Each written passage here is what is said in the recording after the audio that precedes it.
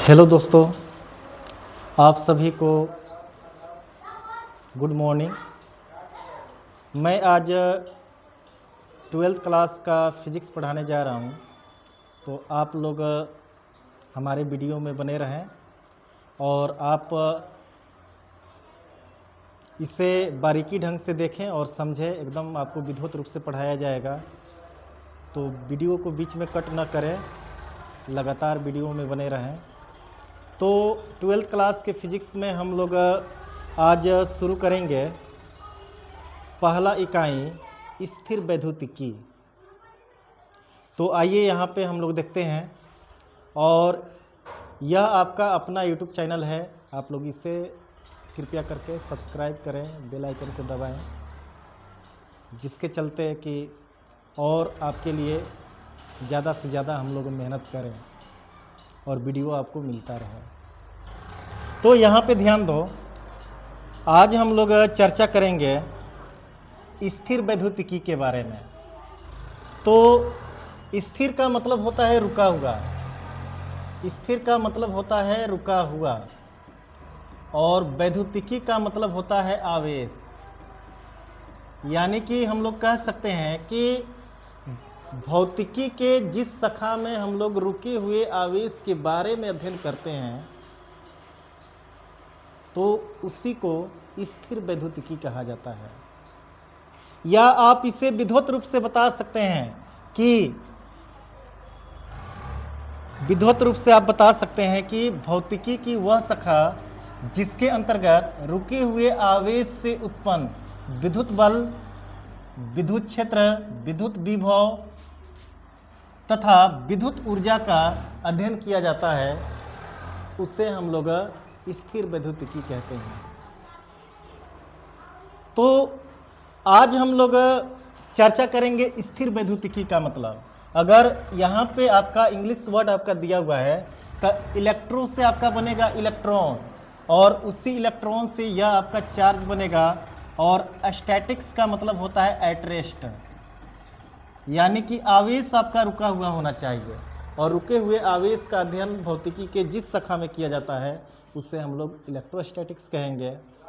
तो इलेक्ट्रोस्टैटिक्स के बारे में हम लोग तमाम अध्ययन करेंगे। आप लोग हमारे वीडियो में बने रहें, बीच में वीडियो आप लोग कट न करें, लगातार बने रहें, ठीक है। तो आइए यहाँ पे देखा जाए, तो स्थिर वैद्युतिकी के बारे में हम लोग केवल रुके हुए आवेश के बारे में हम लोग अध्ययन करेंगे, केवल रुके हुए आवेश के बारे में। यानी कि आपका आवेश जो होगा वह आपका विरामावस्था में होगा। और एक चीज आप लोग याद रखिएगा कि स्थिर वैद्युतिकी जो कि आपका पहला इकाई है, इसके अंतर्गत आपको 2 चैप्टर पढ़ने हैं। पहला चैप्टर चैप्टर 1 जो है वह आपका है विद्युत आवेश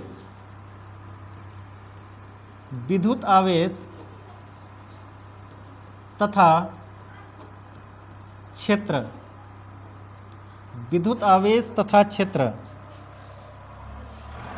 और दूसरा चैप्टर आपको पढ़ना है, दूसरा चैप्टर जो है वह आपका है विद्युत विभव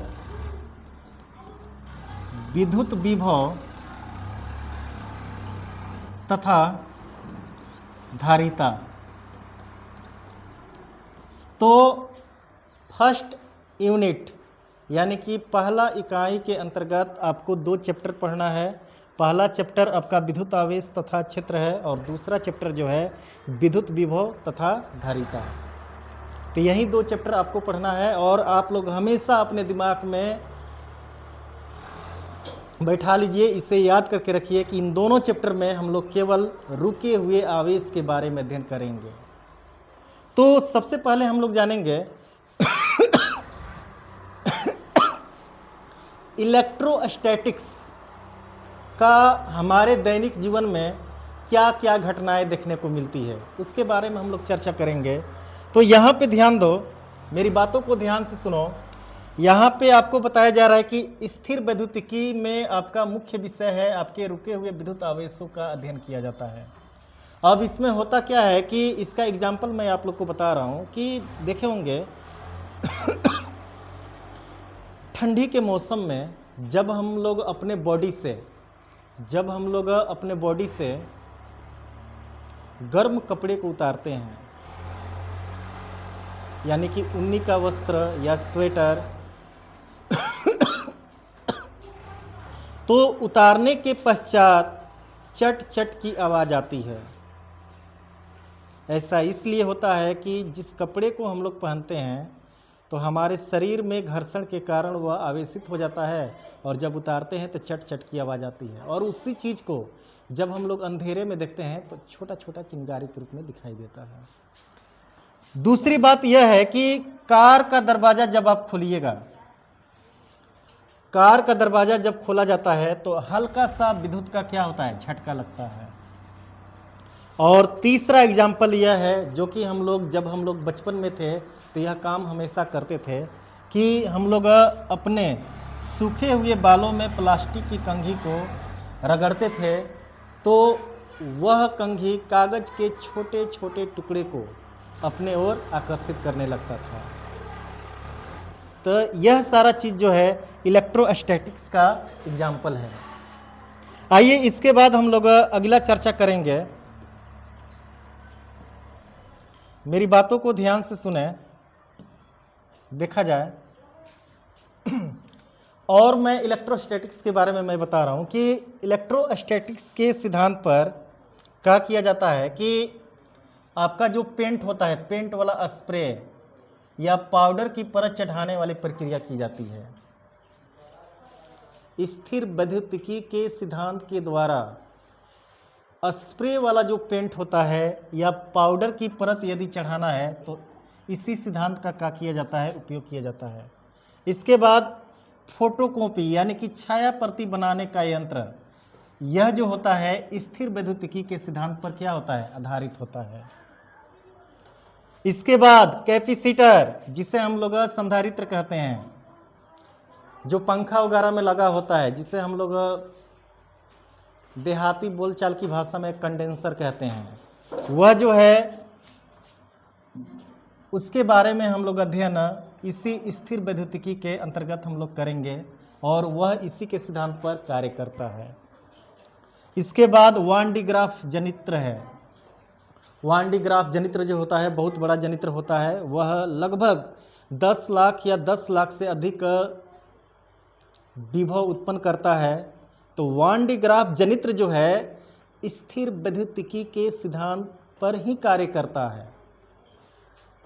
इसके बाद हम लोग आगे बढ़ेंगे, देखते हैं। अब यहाँ पे हम लोग आते हैं विद्युत आवेश के बारे में। तो आज हम लोग विद्युत आवेश के बारे में अध्ययन करेंगे। विद्युत आवेश होता क्या है, इसके इतिहास के बारे में हम लोग जानेंगे कि आखिर विद्युत आवेश जो शब्द है यह कहाँ से आया, इसके बारे में हम लोग जानेंगे।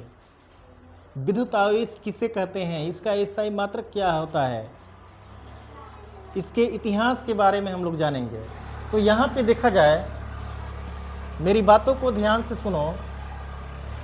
विद्युत आवेश पदार्थ का वह गुण है जिसके कारण पदार्थ में विद्युत तथा चुंबकीय प्रभाव उत्पन्न होता है, या इस चीज़ का अध्ययन किया जाता है। या इसे हम लोग यहाँ पे थोड़ा सा गलत टाइप हुआ है, मैं आपको बताऊंगा कि विद्युत आवेश जो है किसी वस्तु का वह गुण है जिस गुण के कारण वह विद्युत क्षेत्र तथा चुंबकीय क्षेत्र दोनों उत्पन्न करता है।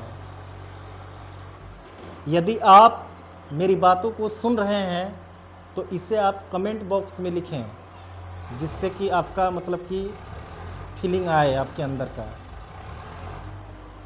या आप ये भी कह सकते हैं कि विद्युत आवेश किसी वस्तु का वह गुण है जिस गुण के कारण वह छोटी छोटी हल्की वस्तुओं को अपनी ओर आकर्षित करने लगता है। इसके बाद हम लोग चर्चा करेंगे कि विद्युत आवेश जो होता है वह पदार्थ के मौलिक कणों का गुण होता है और आवेश को सामान्यतः छोटा वाला क्यू या चाहे बड़ा वाला क्यू से हम लोग प्रदर्शित करते हैं तथा इसका एसआई मात्रक जो होता है वह आपका कूलाम होता है। इसके बाद हम लोग आगे बढ़ेंगे तो यहाँ पे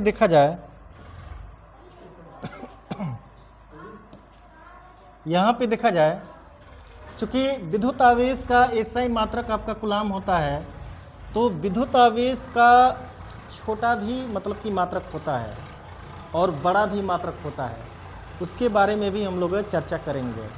तो आप लोगों को 11th क्लास में पढ़ाया गया है कि आपका माइक्रो का जो मान होता है वह आपका 10 के पावर -6 होता है, ठीक ना। इसके बाद नैनो का जो मान होता है वह आपका 10 के पावर -9 होता है। मिली का जो मान होता है 10 के पावर -3 होता है।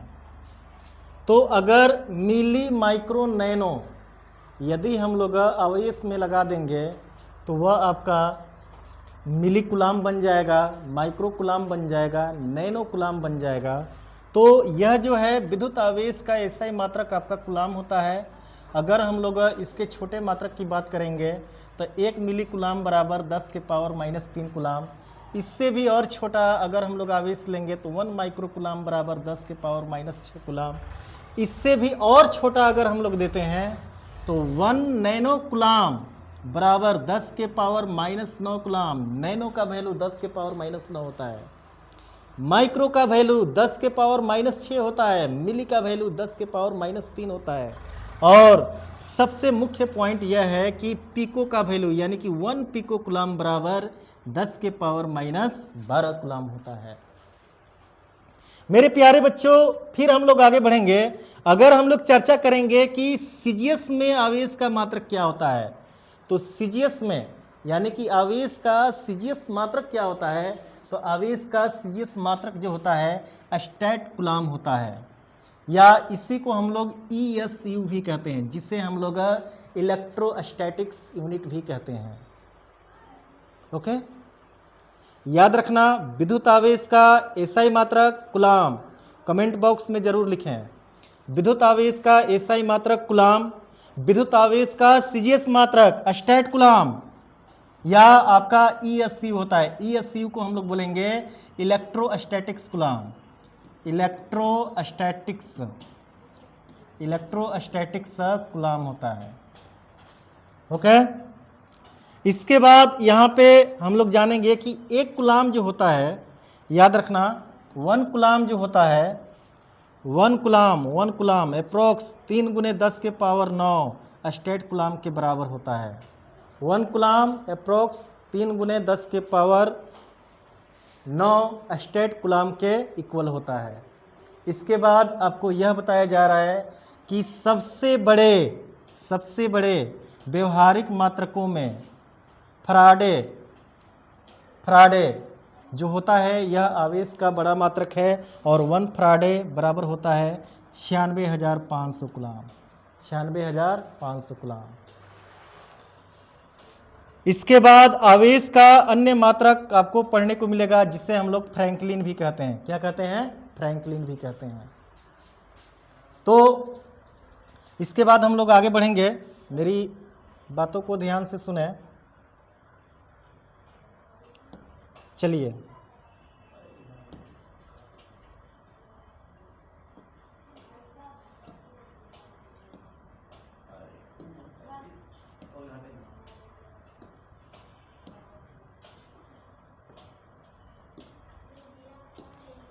चलो विद्युत आवेश के इतिहास के बारे में थोड़ा सा हम लोग चर्चा कर लेते हैं। आइए देखा जाए इसका इतिहास क्या है। तो मेरे प्यारे बच्चों, सबसे पहले यहाँ पे देखा जाए, मैं आपको बताना चाहूँगा, कह रहा है कि लगभग 2600 वर्ष पूर्व एक यूनानी दार्शनिक, माने आदमी ही था, एक यूनानी दार्शनिक जिसका नाम था थेल्स ने क्या किया कि रगड़े हुए एम्बर द्वारा हल्की वस्तुओं को वह आकर्षित होते देखा। तो इसने क्या किया कि जब दो वस्तुओं को आपस में रगड़ा गया तो इसने देखा कि वह पास रखी अति सूक्ष्म कागज के छोटे छोटे टुकड़े धूल कर उससे आकर्षित होते हुए इस व्यक्ति ने देखा। इसके बाद